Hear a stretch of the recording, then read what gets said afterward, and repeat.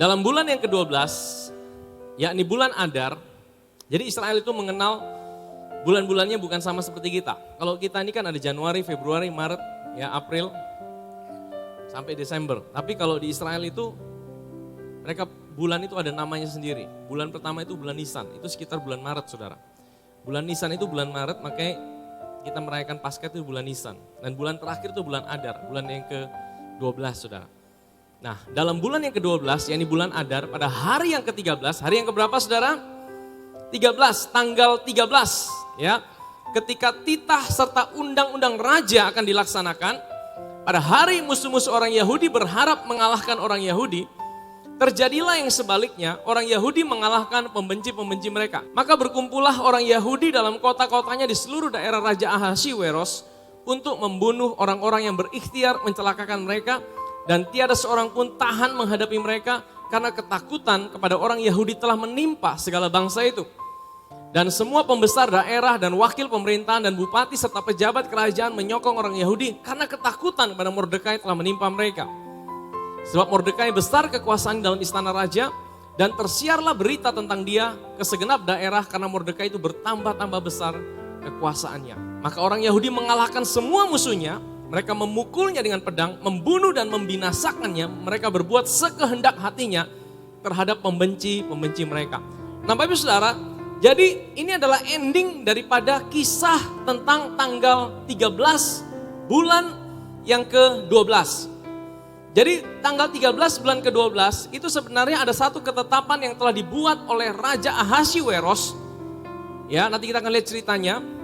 Bahwa tanggal 13 itu ditetapkan sebagai tanggal di mana seluruh orang yang ada dalam kerajaan Ahasiweros. Raja Ahasiweros itu adalah Raja Media Persia. Dan pada waktu itu mereka yang menguasai hampir seluruh dunia. Pemerintahannya sangat besar sekali saudara. Dari Asia sampai Eropa.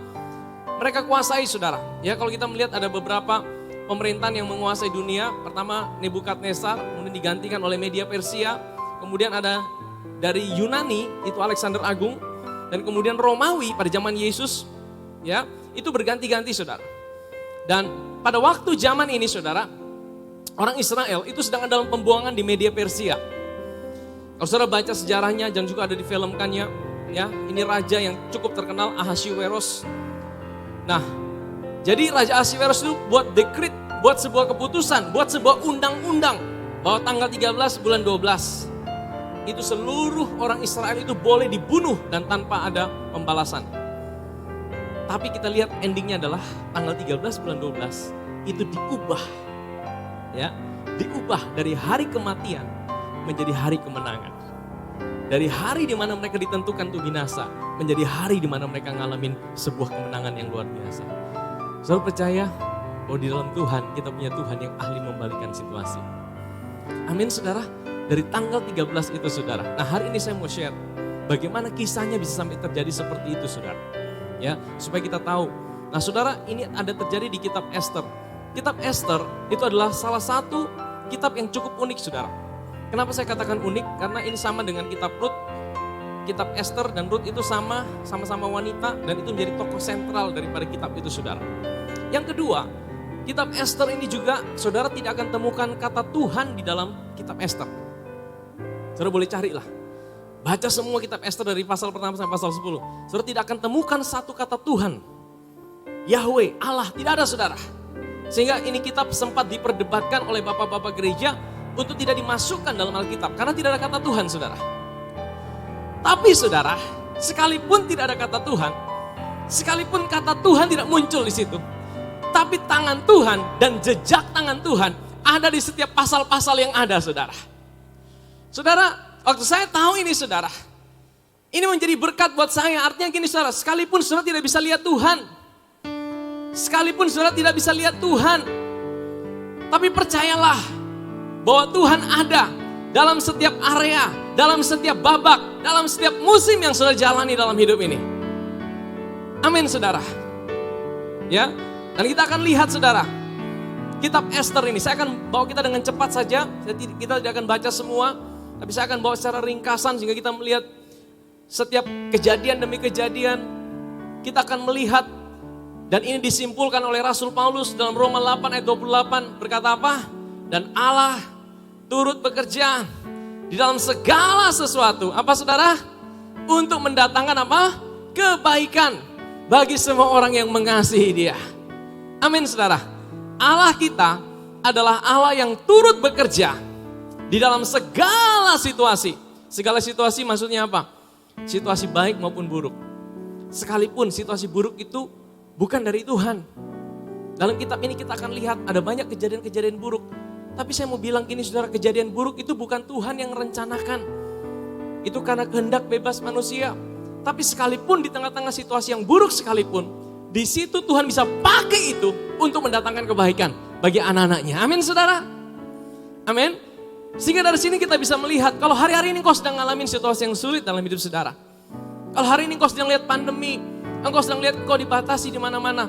Tetap belajar untuk melihat bahwa engkau punya Tuhan yang bekerja di belakang layar untuk bisa mendatangkan kebaikan buat hidup saudara dan saya.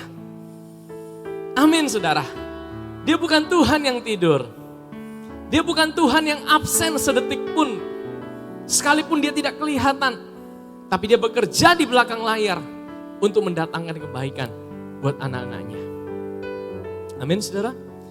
Ya, sehingga ada tadi mujizat yang supranatural, tapi ada juga mujizat yang sepertinya natural, sepertinya tidak ada yang sesuatu yang buta melihat, ya kan, lumpuh berjalan, mungkin bukan itu saudara. Tapi saudara bisa dibawa pada satu situasi sepertinya kebetulan demi kebetulan terjadi dalam hidup saudara. Itu mujizat yang natural tapi supranatural karena Tuhan ada di balik layar untuk mengerjakan itu buat saudara dan saya. Amin saudara. Dan kita akan lihat itu dalam kitab Esther saudara. Nah, Esther itu dimulai dari apa saudara? Raja Ahasiweros. Dia adalah raja yang menguasai daerah yang besar.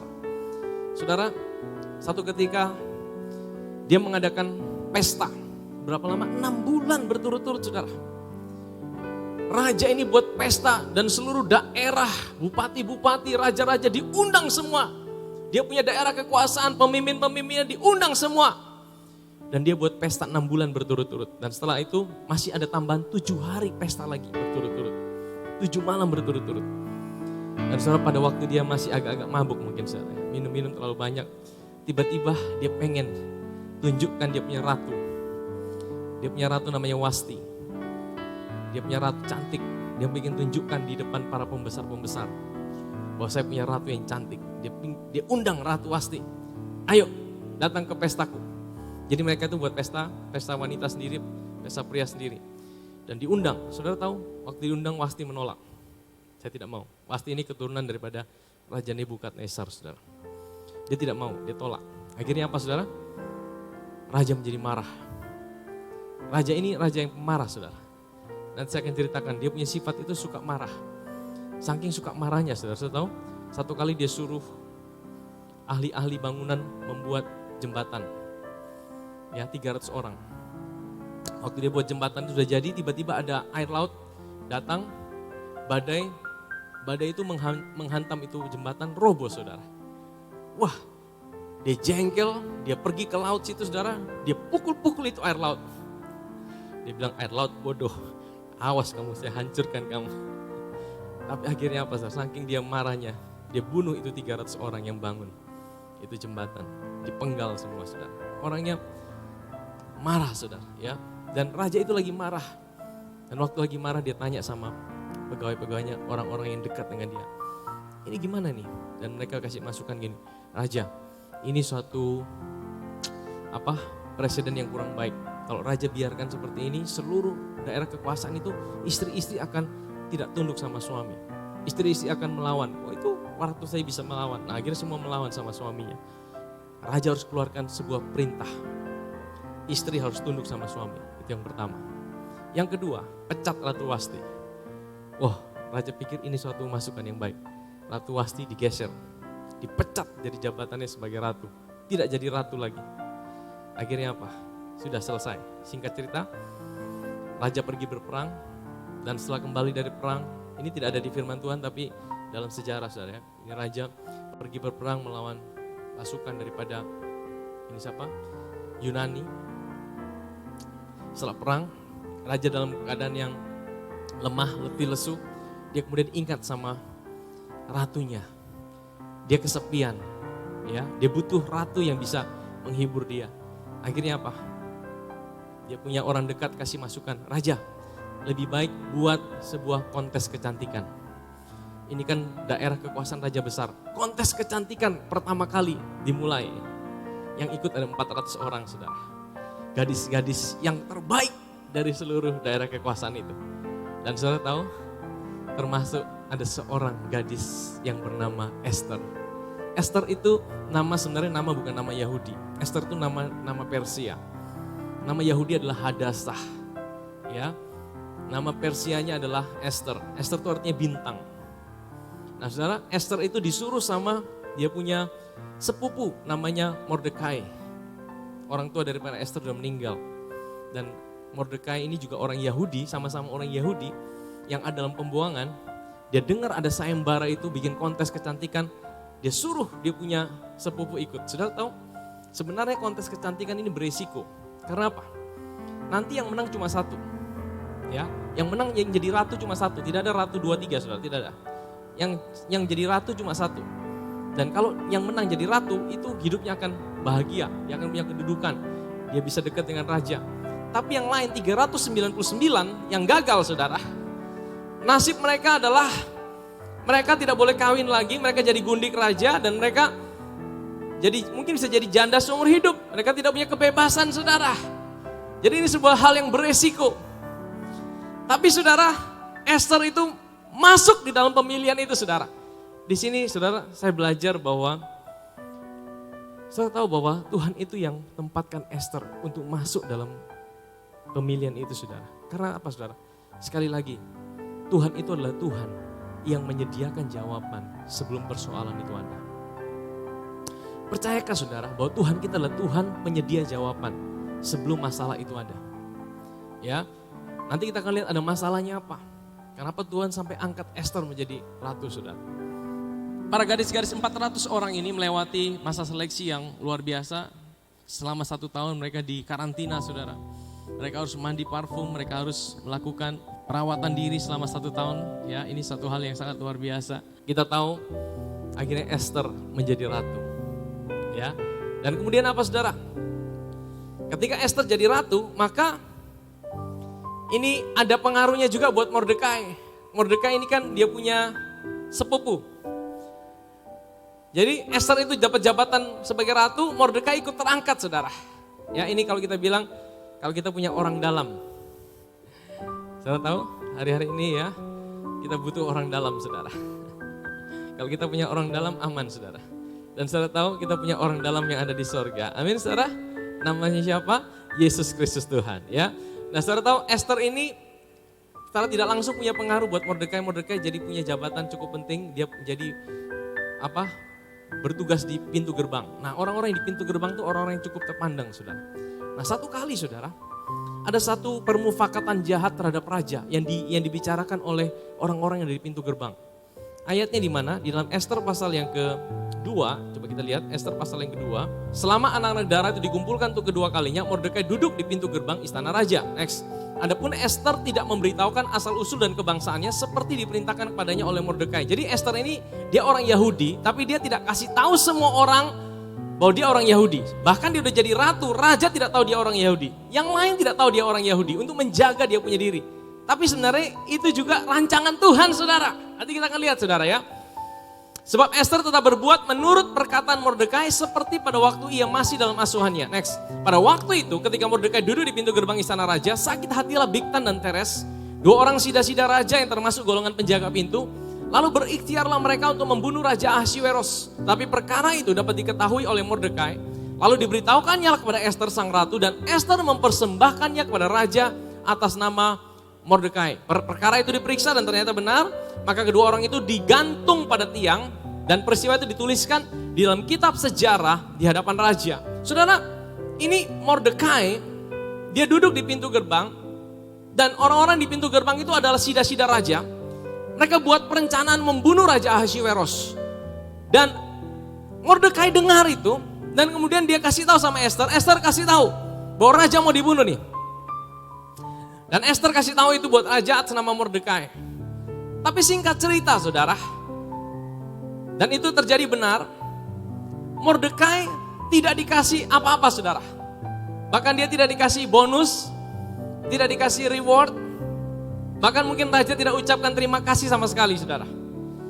Saudara, waktu saya baca ini mengingatkan kita bahwa kadang-kadang dalam hidup ini saudara, ketika kita lakukan yang baik, ketika kita udah lakukan yang benar, mungkin kita merasa bahwa Tuhan sepertinya apa yang aku lakukan sepertinya sia-sia. Tapi percayalah saudara, apa yang dilakukan oleh Mordekai ini, sekalipun dia tidak lihat rewardnya atau bonusnya pada waktu itu, tapi sebenarnya Tuhan sedang tunda bonusnya untuk diberikan pada saat yang tepat, waktu yang terbaik dan saat yang terbaik saudara. Amin saudara. Sehingga kita bisa belajar dari kisah ini, dari kejadian ini saudara. Kalau dalam hidup saudara, mungkin kau berkata bahwa aku udah lakukan yang baik Tuhan. Aku udah ikut perintahmu Tuhan. Aku udah mengasihi engkau Tuhan. Aku udah melayani engkau Tuhan. Mana buktinya? Tuhan kau tidak perhatikan aku. Tuhan tidak jawab doaku. Saudara, bukan berarti Tuhan tidak jawab doa saudara. Bukan berarti Tuhan tidak perhatikan hidup saudara. Tapi Tuhan sedang lakukan yang mungkin saudara tidak mengerti dengan cara berpikir saudara. Untuk memberikannya pada saudara. Pada waktu yang tepat. Pada saat yang tepat. Yang kau tidak pernah pikirkan sebelumnya. Amin saudara. Kita belajar dari kisah ini. Nanti saudara akan lihat kapan itu diberikan sama raja. Dalam kisah ini sepertinya itu raja lupa saudara. Ya, saudara simpan aja nih. Terus kita kembali. Nah, di pasal yang ketiga mulai muncullah tokoh antagonisnya. Namanya siapa saudara? Mari kita baca. Ya, pasal ketiga, sesudah peristiwa-peristiwa ini, maka Haman bin Hamedata. Siapa Haman bin Hamedata? Ini bukan orang Jepang saudara. Dia orang Agag. Agak itu maksudnya apa? Bukan agak-agak gila saudara. Bukan agak-agak kejam. Ini orang Agag, keturunan Raja Agag. Saudara tahu siapa Agag itu? Agag itu adalah raja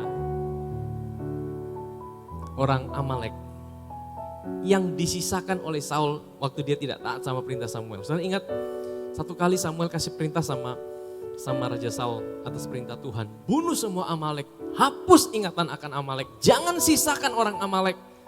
Dan waktu itu, waktu Samuel datang, dia tanya, sudah dibunuh belum semua orang Amalek? Sudah.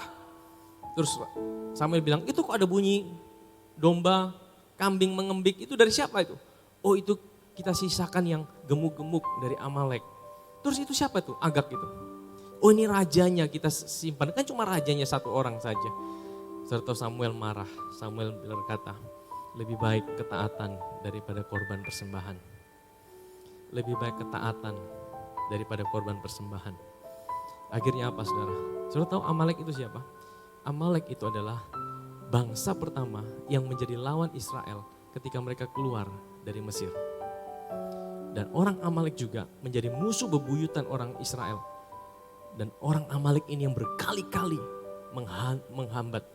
Dan kalau saudara lihat di kisah ini, Amalek ini mau menghancurkan Israel, mau membunuh semua orang Israel. Nah tapi Agag atau Haman ini adalah keturunan dari Raja Agag saudara. Dia dikaruniai kebesaran oleh Raja Ahasiveros.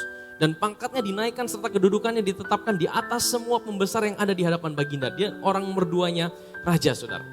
Dan semua pegawai raja di pintu gerbang istana raja berlutut dan sujud pada Haman sebab demikianlah diperintahkan raja tentang dia. Tapi Mordekai tidak berlutut dan tidak sujud. Ya, Mordekai ini dia tahu bahwa dia pegang 10 perintah Allah, jangan ada ilah lain di hadapan. Dia tidak mau sujud menyembah kepada Haman saudara. Maka para pegawai raja yang di pintu gerbang istana raja berkata pada Mordekai, kenapa engkau melanggar perintah raja? Setelah mereka menegur dia berhari-hari dengan tidak didengarkan juga, maka hal itu diberitahukan pada mereka kepada Haman untuk melihat apakah sikap Mordekai itu dapat tetap, sebab ia telah menceritakan kepada mereka bahwa ia orang Yahudi. Jadi saudara, yang tahu sebenarnya bukan Haman, tapi orang-orang yang di sekitar situ.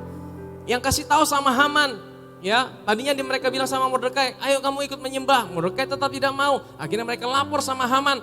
Haman bilang, yang mana itu? Itu orang Yahudi. Nah begitu dibilang orang Yahudi saudara, dalam pikiran daripada Haman, ini musuh bebuyutan. Ini dulu, ini bangsa ini mau membinasakan kita orang Amalek. Sekarang saya akan binasakan mereka. Sehingga apa saudara?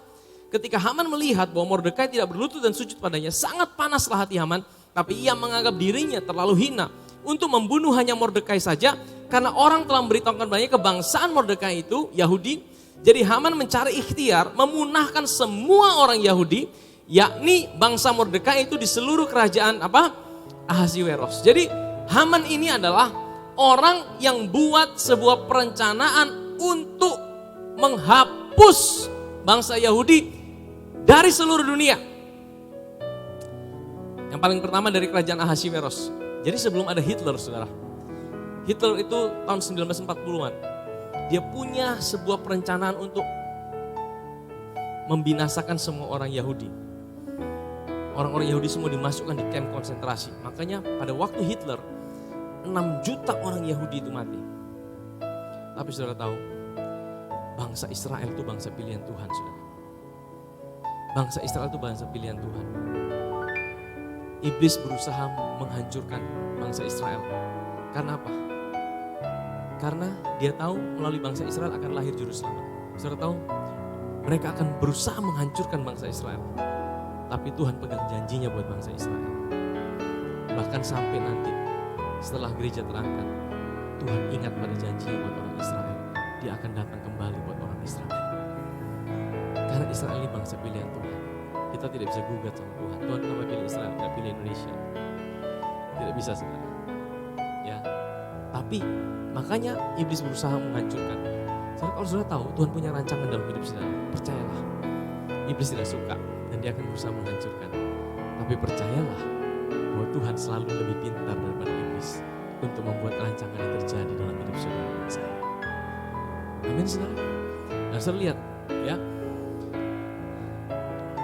Haman buat perencanaan. Akhirnya apa, saudara? Singkat cerita, kita harus baca semua. Dia panggil dia punya pegawai semua, orang-orang terdekat dia. Ayo, Haman ini panggil, kita buang undi. Makanya namanya Pur. Disebut hari raya Purim. Kenapa Purim? Purim itu hari raya memperingati bagaimana orang Israel diselamatkan dari genosida, pembunuhan massal itu, saudara, dari Haman ini. Kalau saudara lihat di Israel ada hari raya Purim, itu setiap bulan Adar sebelum Paskah. Orang Israel sangat pegang hari raya itu. Kitab Ester selalu dibaca pada hari raya itu, saudara. Saudara tahu karena Pur itu bicara tentang undian. Jadi mereka buang undi. Dan waktu mereka buang undi, apa yang terjadi? Mereka dapatkan 11 bulan kemudian dari kejadian itu. Yaitu pada bulan Adar, tanggal 13, mereka akan buat ketetapan untuk membinasakan orang Yahudi. Akhirnya dapat tanggal itu, singkat cerita, Haman pergi menghadap Raja Ahasiweros. Haman bilang apa? Haman bilang, Raja, ada satu bangsa yang tinggal di dalam kerajaan daripada raja. Bangsa ini tidak punya aturan, bangsa ini tidak mau taat sama raja. Bangsa ini, bangsa yang tidak mau tunduk sama raja. Raja, kalau raja mau keluarkan aturan, buat dekret, buat undang-undang, bahwa bangsa ini tanggal 13 bulan Adar boleh dibinasakan oleh semua orang yang ada di bangsa ini. Kalau raja buat itu, maka saya akan perintahkan dari seluruh kerajaan ini untuk kumpulkan uang buat raja. 10.000 talenta. Emas. Saudara tahu, raja itu habis perang. Saudara. Biasa orang habis perang, habis biaya banyak. Banyak prajuritnya yang kalah, mati. Dia butuh dana. Raja pikir, siapa orang Yahudi? Dia tidak tahu ratunya orang Yahudi. Dia tidak tahu ratunya orang Yahudi. Dia pikir siapa orang Yahudi? Udahlah, dia tidak mau binasakan saya tidak rugi apa-apa.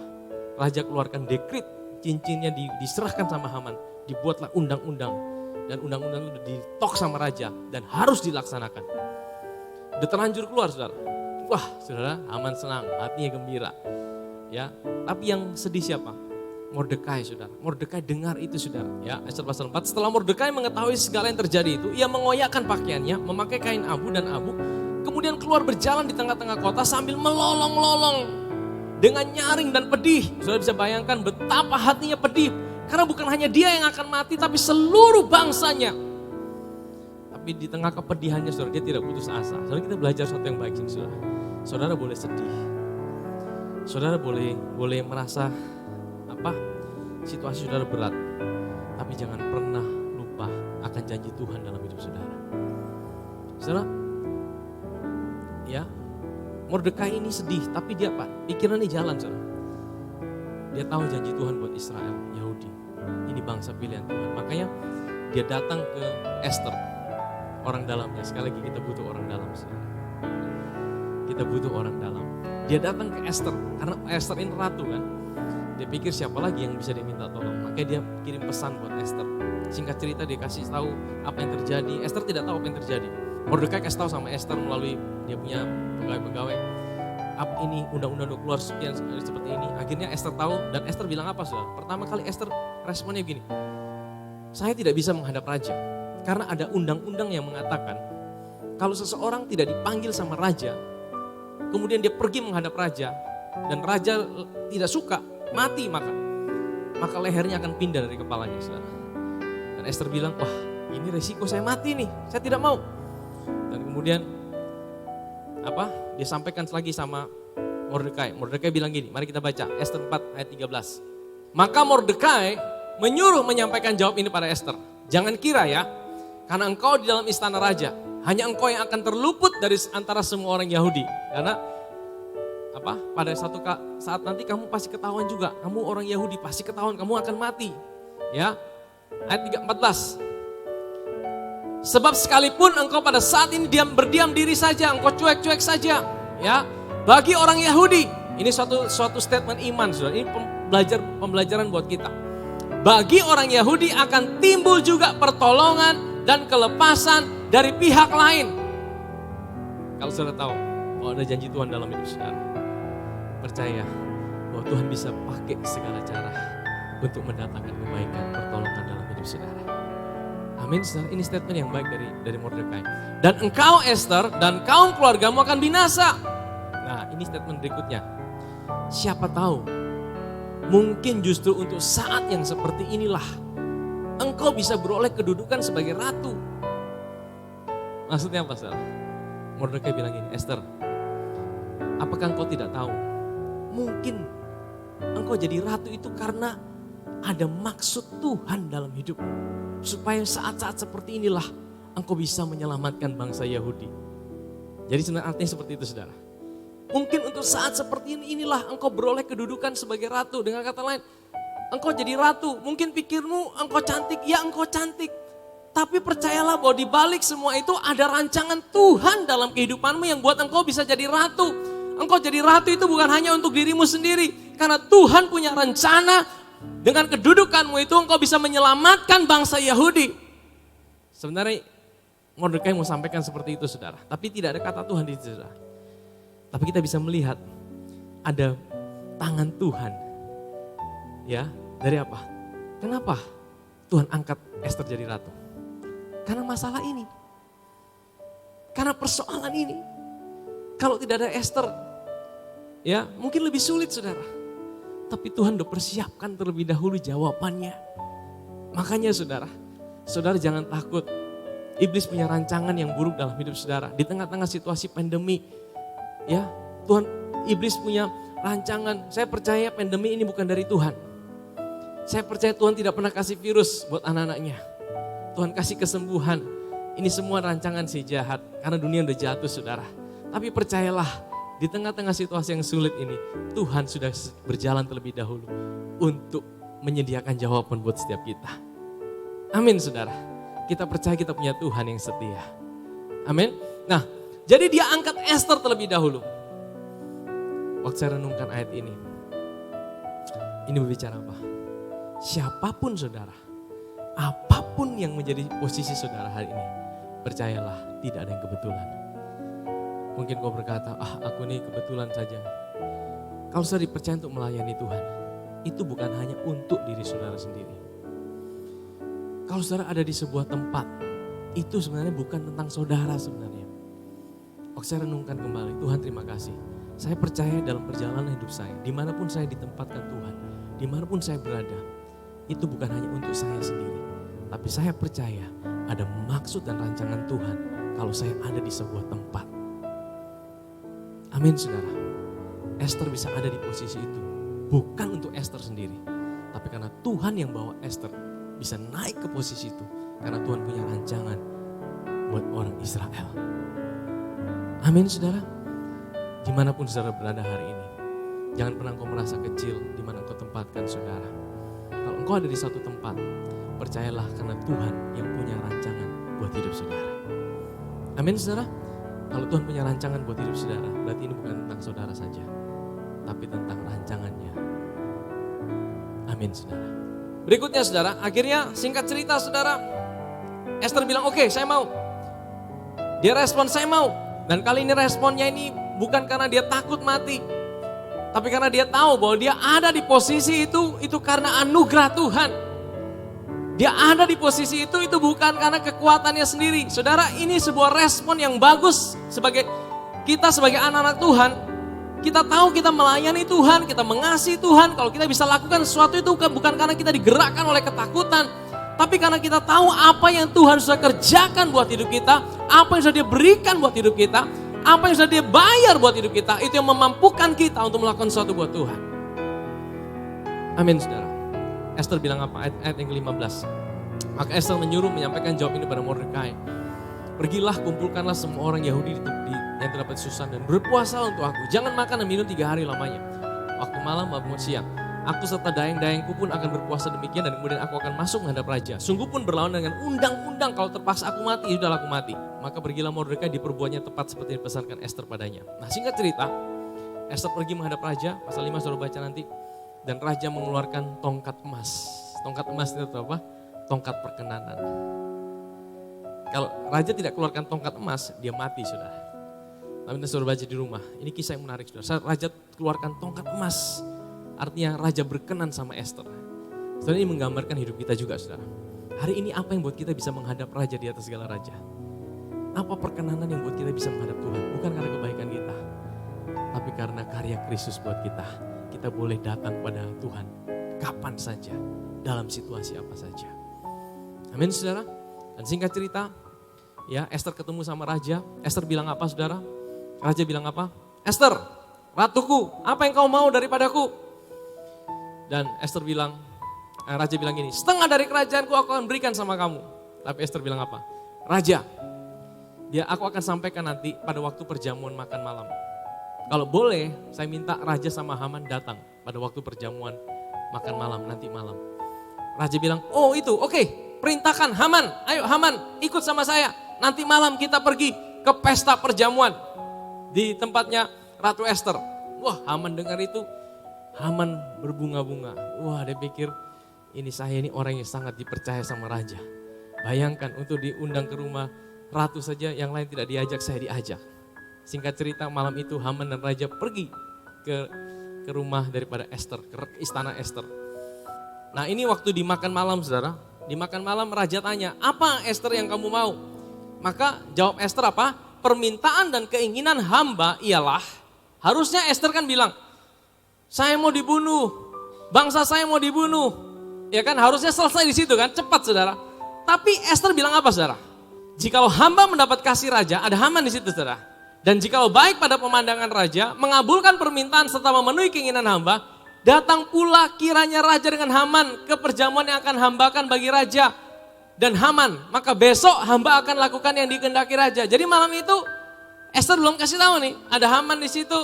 Tapi tiba-tiba Esther tidak bilang, saudara saya percaya ini divine intervention dari Tuhan saudara. Ini intervensi ilahi, tiba-tiba Esther dibuat blank, dia tidak bisa sampaikan apa menjadi pergumulannya. Karena saya percaya Tuhan tahu waktu yang tepat untuk Esther kasih tahu supaya Tuhan bisa buat sesuatu. Kalau Esther kasih tahu pada waktu itu, ceritanya akan lain saudara. Ceritanya akan lain. Tapi tiba-tiba Esther bilang, udahlah besok raja, besok. Datang lagi besok malam ya raja, datang lagi besok malam. Akhirnya apa? Pulanglah raja dan Haman. Nah apa yang terjadi saudara ketika Haman pulang? Maka hari itu keluarlah Haman dengan hati riang dan gembira. Wah saya ini orang kepercayaan raja nih ya. Tapi ketika Haman melihat Mordekai di pintu gerbang istana raja, tidak bangkit dan tidak bergerak menghormati dia, maka sangat panaslah hati Haman pada Mordekai. Jadi dia habis senang-senang, dia lihat di depan ada Mordekai. Waduh ini orang bikin jengkel, hilang damai sejahtera. Baru enak-enak sama raja sama ratu, keluar lihat ini muka Mordekai yang tidak hormat sama dia hatinya panas. Akhirnya dia panas, dia singkat cerita dia pulang ke rumah, dia cerita sama dia istri. Dia bilang ini Mordekai ini bikin saya hilang damai sejahtera. Apa yang harus saya lakukan? Istri bilang gini, gampang saja. Buat tiang, tingginya 50 hasta. Dan besok ketemu raja, bilang sama raja, minta izin raja, gantung itu Mordekai. Oh iya ya, bisa juga ya. Jadi malam itu saudara, setelah pulang, dia langsung pergi ke tempat pembuatan tiang gantungan. Saya pesan tiang gantungan tingginya 50 hasta, besok saya mau pakai. Wah, dia sudah bayangkan ini, besok dia lihat Mordekai tergantung di tiang gantungan. Tergantung tinggi-tinggi di situ. Dari situlah ide penyalipan sebenarnya di situ saudara. Orang digantung, tergantung di atas. 50 hasta saudara. 50 hasta itu berapa meter saudara? 30-40 meter mungkin saudara. Tinggi saudara. Wah, dia udah bayangkan besok Mordekai selesai. Nah saudara tahu besok apa yang terjadi saudara? Sebelum besok ini, malam itu juga saudara. Ayat pasal 6. Ini yang menarik saudara. Ayat yang pertama. Pada malam itu juga. Malam di mana Haman buat rencana tiang gantungan. Pada malam itu juga raja tidak dapat tidur. Maka bertitalah baginda membawa kitab pencatatan sejarah. Lalu dibacakan di hadapan raja. Saudara tahu kalau saudara tidak bisa tidur malam-malam ngapain? Hari ini wah, lihat gadget. Lihat media sosial. Lihat wah next story ya. Baca kejadian-kejadian. Tapi hari itu belum ada gadget saudara. Tapi bisa-bisa raja itu tidak bisa tidur itu malam saudara. Dan waktu dia tidak bisa tidur, kok tiba-tiba dia panggil ahli sejarah. Kenapa dia tidak panggil tukang masak saudara? Ada orang tidak bisa tidur malam cari makanan. Ini raja tidak bisa tidur malam cari ahli sejarah saudara. Siapa yang buat itu saudara? Tuhan saudara. Apa yang dikatakan? Ayat yang kedua.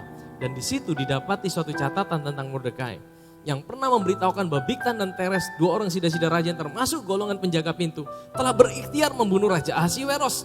Maka bertanyalah raja, kehormatan dan kebesaran apa yang dianugerahkan pada Mordekai oleh sebab perkara itu? Jawab para biduan di raja kepada baginda, kepadanya tidak dianugerahkan apa? Suatu apapun. Jadi saudara, Mordekai tidak dapat hadiah apa-apa waktu dia kasih tahu rencana jahat itu. Dan tiba-tiba malam itu baru raja sadar. Kenapa Mordekai belum dikasih hadiah? Kenapa Mordekai belum dikasih hadiah kalau dia selamatkan nyawa saya? Saudara tahu siapa yang buat penundaan Mordekai tidak dapat hadiah? Siapa saudara? Tuhan. Siapa yang buat raja sampai tidak bisa tidur saudara? Tuhan yang buat raja tidak bisa tidur. Hanya untuk ingat sama Mordekai. Apapun masalah saudara, Tuhan bisa buat orang lain tidak tidur untuk pikirkan saudara. Amin saudara. Tuhan bisa pakai raja tidak tidur hanya untuk pikirkan Mordekai. Waktu dia pikir Mordekai, tiba-tiba apa saudara? Haman datang pagi-pagi. Mau apa? Haman ini mau minta izin sama raja. Mau gantung ini Mordekai ini saudara. Pagi-pagi dia udah muncul di istana raja. Raja tanya, siapa itu? Pada waktu itu Haman baru datang di pelataran luar istana raja. Untuk memberitahukan pada baginda bahwa ia hendak menyulahkan Mordekai pada tiang yang sudah didirikannya itu. Lalu jawab para biduan dan raja pada baginda, itu Haman, ia berdiri di pelataran. Maka tita raja suruh dia masuk. Setelah Haman masuk, bertanyalah raja kepadanya, apakah yang harus dilakukan kepada orang yang raja berkenan menghormatinya? Wah, Haman bilang, siapa lagi kalau bukan saya? Siapa lagi kalau bukan saya orang yang berkenan pada raja? Jadi dalam pikiran dia, imajinasinya dia udah mulai rancang bonus untuk dirinya. Dia rancang sendiri. Wah, saya mesti ciptakan bonus yang terbaik buat diri saya. Padahal dia tidak tahu raja mau kasih untuk Mordekai, saudara. Dia tidak tahu. Makanya dia bilang apa, saudara? Dia bilang gini. Jawab Haman kepada raja, mengenai orang yang raja berkenan menghormatinya, hendaklah dipakai pakaian kerajaan yang biasa dipakai oleh raja. Kuda yang biasa dikendarai oleh raja sendiri, diberi mahkota kerajaan di kepalanya, dan hendaklah diserahkan pakaian dan kuda itu ke tangan seorang dari antara para pembesar raja, orang-orang bangsawan. Lalu hendaklah pakaian itu dikenakan pada orang yang raja berkenan menghormatinya. Kemudian hendaklah ia diarak dengan mengendarai kuda itu melalui lapangan kota, sedang orang-orang berseru di depannya. Beginilah dilakukan pada orang yang raja berkenan menghormatinya. Saudara perhatikan ayat 10. Maka titah raja kepada Haman, segera ambillah pakaian dan kuda itu, pakaikan seperti yang kau katakan itu, dan lakukanlah demikian kepada siapa? Mordekai, orang Yahudi yang duduk di gerbang istana. Sepatah kata pun jangan kau lalaikan dari segala yang kau katakan itu. Singkat cerita, akhirnya apa saudara? Dia lakukan itu untuk Mordekai Saya bisa bayangkan dia bawa Mordekai keliling kota. Dia bilang, ini orang yang raja berkenan, ini orang yang raja berkenan. Tadinya dia siapkan gantungan itu buat Mordekai. Tapi hari itu juga saudara, Tuhan lakukan pembalikan. Percayakah saudara, bahwa Tuhan kita adalah Tuhan yang ahli melakukan pembalikan keadaan. Kalau sehari ini saudara merasa saudara, orang punya rancangan jahat dalam hidup saudara. Iblis punya rancangan jahat dalam hidup saudara. Jangan takut, jangan khawatir. Kita punya Tuhan yang ahli dalam membalikkan keadaan. Amin saudara. Kita punya Tuhan yang bisa buat sesuatu yang di luar cara berpikir kita. Saya tidak bayangkan apa yang jadi pikiran Mordekai pada waktu itu. Tiba-tiba Haman datang. Ayo Tuhan silahkan naik kereta. Saya tidak bisa bayangkan apa yang jadi hati daripada Mordekai. Tiba-tiba Haman tunduk hormat sama dia. Ini suatu pembalikan keadaan saudara. Ya. Nah singkat cerita saudara, apa yang terjadi? Kemudian Haman pulang ke rumah, dia cerita sama istrinya, aduh ini hari beta sial apa ini hari? Kok tiba-tiba beta harus hormat sama Mordekai? Saya tahu, belum selesai dia bicara gitu, pegawai raja datang. Ayo Haman, kita harus pergi ke rumah ratu bersama raja. Wah Haman mungkin agak terhibur, sudahlah lupakan Mordekai, ini hari saya mau ketemu ratu lagi. Singkat cerita, mereka akan mengalami perjamuan kedua, malam kedua. Dan singkat cerita akhirnya mereka sampai ke tempat ratu. Dan apa yang terjadi saudara? Mari kita baca di pasal yang ke-7. Ya, datanglah raja dengan Haman untuk dijamu oleh Ester sang ratu. Pada hari yang kedua itu, sementara minum anggur bertanya pula raja pada Ester, apa permintaanmu hai Ratu Ester? Niscaya akan dikabulkan. Dan apa keinginanmu? Sampai setengah kerajaan pun akan kupenuhi. Maka jawab Ester, jadi singkat cerita ini, Ester bilang gini, Raja, aku ini mau dibunuh. Bukan cuma aku, kaum bangsaku akan dibunuh. Wih, saudara tahu, raja tanya, siapa dia yang mau bunuh kamu? Langsung dia to the point. Ini orangnya raja. Ini ada di depan ini, namanya Haman yang jahat saudara. Haman tidak tahu. Haman kaget saudara, kalau dia tahu mau diadili mungkin dia tidak datang malam itu saudara. Saudara tahu kenapa Tuhan lakukan penundaan? Kenapa bukan malam pertama? Ya, karena Tuhan punya rancangan saudara. Kalau malam pertama dia udah kasih tahu mungkin berbeda hasilnya. Mordekai tidak dipromosi, Mordekai tidak dapat reward. Tapi Tuhan tunda, sedikit penundaan dari Tuhan. Artinya Tuhan mau kasih berkat yang double porsi yang besar saudara. Saudara tahu, malam itu Haman kaget saudara. Dia tiba-tiba kaget, ih ini ratu tuduh saya begini. Akhirnya apa saudara? Raja marah saudara. Tahu raja tukang marah tadi di awal dia raja yang punya amarah saudara. Saking marahnya raja keluar dari kamar itu. Dia meneduhkan amarahnya di luar. Setelah itu apa saudara? Haman dia berlutut di tempat tidur daripada Ester. Minta ampun, minta belas kasihan. Jadi ini tempat tidur, Haman ini ada di tempat tidur. Ester ada di atas. Dan raja tiba-tiba masuk. Raja bilang apa? Ini orang kurang ajar ya. Dia mau bunuh saya punya ratu, dia mau gagahi saya punya ratu lagi. Dan singkat-singkat cerita Haman langsung digantung. Malam itu juga di tiang yang dibuat untuk Mordekai. Saudara lihat rancangan yang dibuat untuk Mordekai itu kembali menjadi bumerang buat Haman. Saudara percaya bahwa Tuhan itu ada di pihak kita. Percaya bahwa Tuhan itu punya rancangan buat hidup saudara dan saya. Ya, iblis selalu punya rancangan yang buruk dalam hidup saudara. Dia buat rancangan kecelakaan, dia buat saudara berbagai macam cara.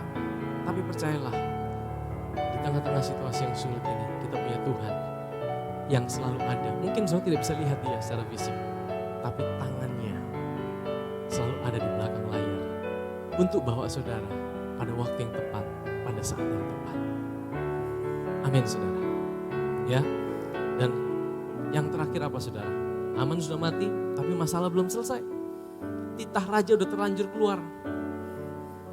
Titah raja udah terlanjur keluar tanggal 13 bulan Adar.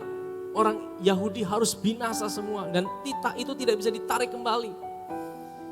Jadi titah itu udah keluar tidak bisa dibatalkan saudara.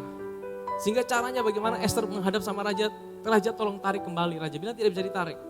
Caranya adalah raja akan keluarkan satu hukum yang baru, yang lebih tinggi daripada hukum itu. Hukumnya adalah apa?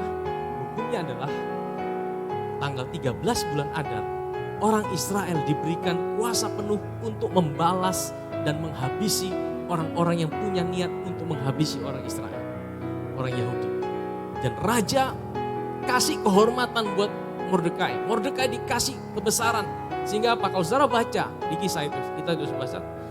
Orang-orang di seluruh bangsa daripada media Persia, mereka ketakutan dan mereka akhirnya berubah agama menjadi agama Yudaisme.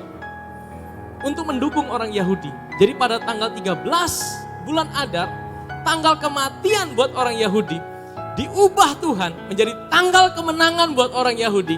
Orang Yahudi pada tanggal itu, mereka bebas untuk membunuh musuh-musuh mereka, untuk membunuh pembenci-pembenci mereka, dan mereka alami kemenangan besar pada tanggal itu, saudara. Amin, saudara. Artinya apa gini, saudara? Ini gambaran ini buat kita. Hukum yang pertama,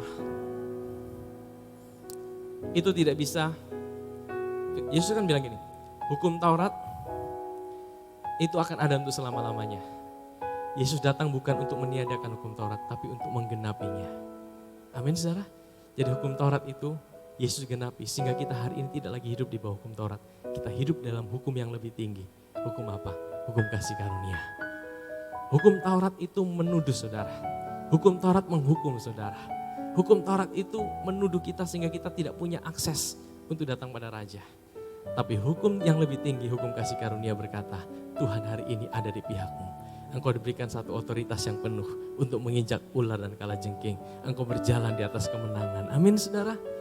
Kita punya satu hukum yang baru hari ini, yang diberikan oleh raja di atas segala raja. Amin. Dan kita punya Esther yang lebih baik daripada Esther yang ada pada waktu itu. Siapa Esther kita hari ini? Kita punya orang dalam hari ini. Namanya Yesus Kristus Tuhan. Yang selalu ada bersama di samping Bapa di sorga. Menjadi pembela kita.